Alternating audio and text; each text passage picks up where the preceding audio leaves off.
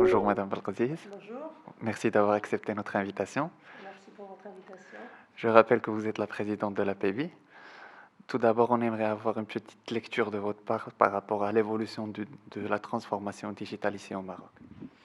Merci pour cette invitation. En tant que président de l'APEBI, qui est la Fédération des technologies de l'information, de l'offshoring et des télécommunications, nous sommes ravis justement de participer à la stratégie digitale du Maroc depuis quelques années déjà. Donc nous en sommes déjà à 3 stratégies au Maroc, avec le Maroc numérique, avec le Maroc numérique 2013 et avec la stratégie digitale 2020.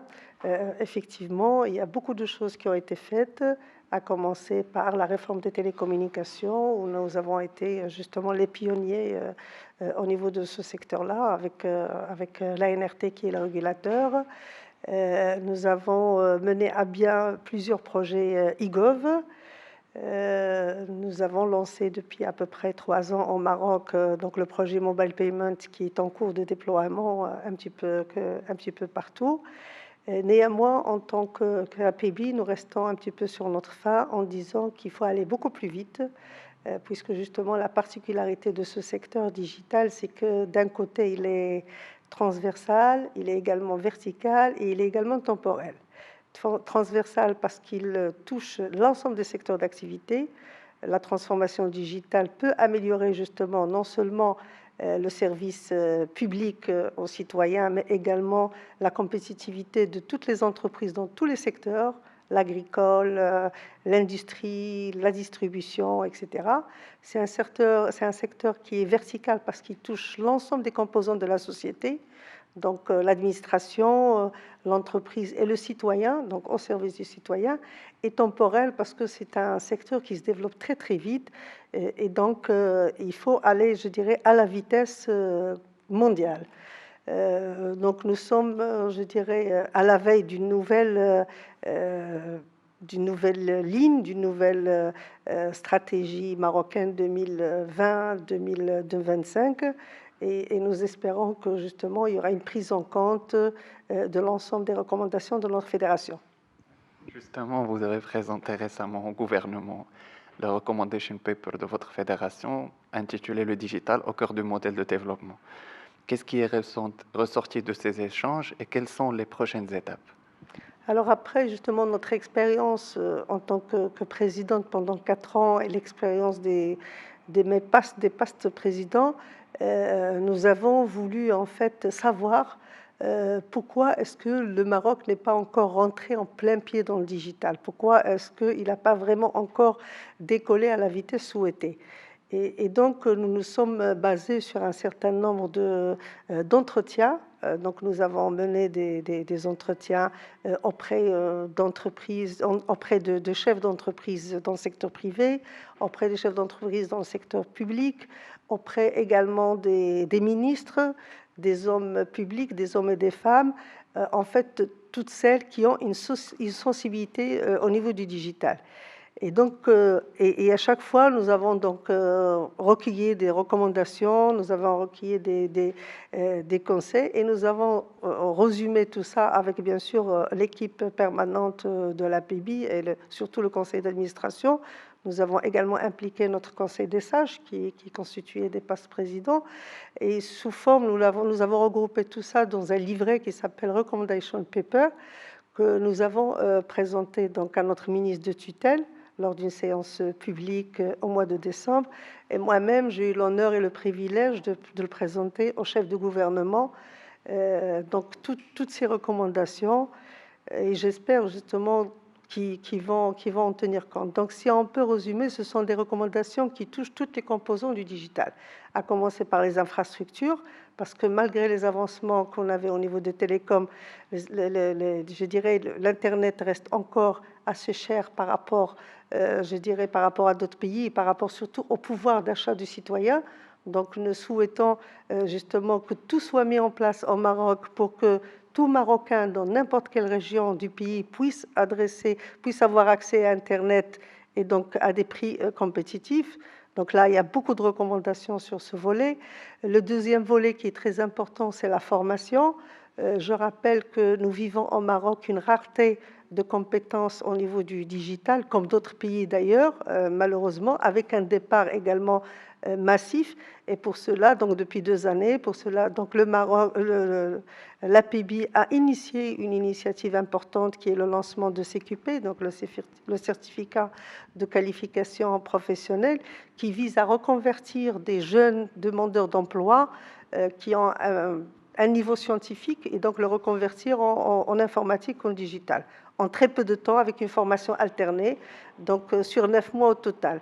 Ça, et donc la recommandation sur ce document-là, c'était de généraliser justement ce qu'on appelle, nous, le CQP à travers l'ensemble du pays, mais que ce soit pris en charge par le gouvernement. La troisième recommandation, c'est comment accélérer les projets e-gov au Maroc. Et pour ça, nous avons en fait recommandé à ce que dans la nouvelle feuille de route 2020-2025, que le gouvernement fasse avec bien sûr les professionnels une stratégie uniquement pour les e-gov, donc une stratégie spéciale e-gov, avec des indicateurs de performance, avec un budget spécifique pour ces projets-là et avec une gouvernance appropriée. Et cette stratégie doit être suivie par le chef de gouvernement lui-même, parce que justement, c'est transversal et ça touche l'ensemble des ministères. La quatrième recommandation que nous avons faite sur ce document concerne la transformation digitale de la PME-PMI elle-même, puisque, comme vous le savez, nous sommes dans un marché ouvert et tous les secteurs, que ce soit l'agroalimentaire, le textile, l'industrie automobile, etc., tous les secteurs sont ouverts et donc ils subissent une concurrence internationale et pour qu'ils soient compétitifs, ils doivent absolument utiliser le digital pour qu'ils deviennent compétitifs. Pour ça, nous avons recommandé à ce qu'il y ait une mise en place de solutions qui doivent être labellisées. Et donc là, entre l'APB, l'Agence de développement digital et Maroc PME, donc labelliser des solutions sectorielles, financer une partie pour que l'entreprise ne puisse ne payer qu'une partie et mettre tout ça en cloud, dans un cloud national avec la protection des données, bien sûr, des entreprises et permettre à ces entreprises donc leur transformation digitale. Et le dernier axe, c'est tout ce qui est confiance numérique, avec tout ce qui est la sécurité des données, la protection des données personnelles, en utilisant les compétences de la CNDP, qui est la Commission nationale pour la protection des données. Donc voilà un peu les 5 axes de recommandation paper que nous avons formalisés, que nous avons donc présentés à notre ministre de tutelle et au chef de gouvernement.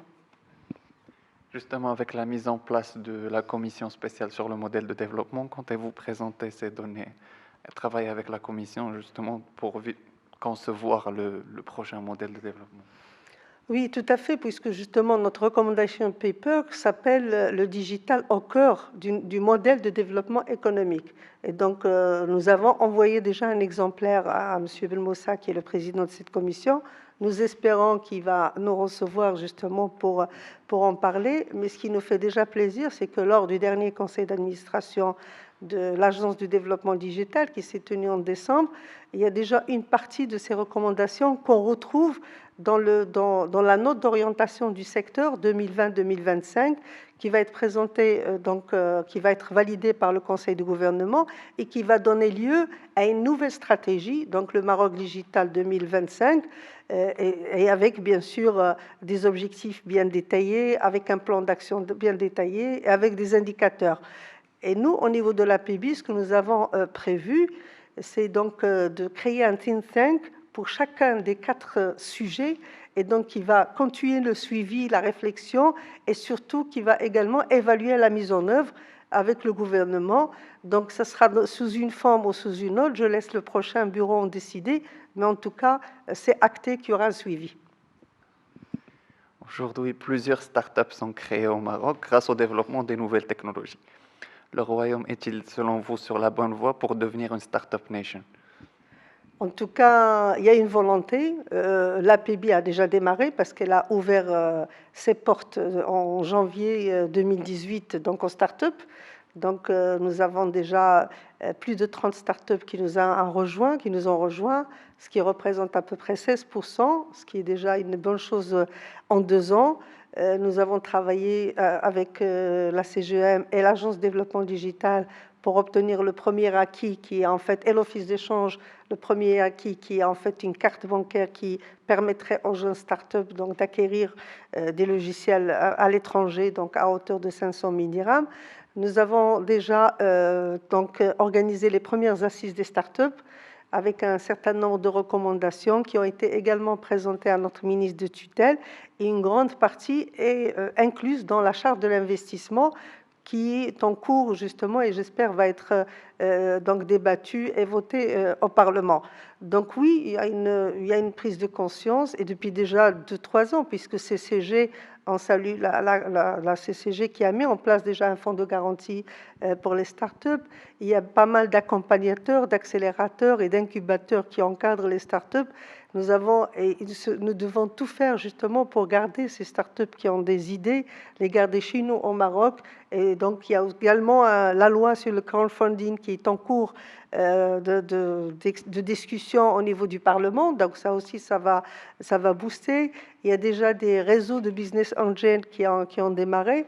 Donc, tout ça augure d'un bel avenir, Inch'Allah, pour nos startups.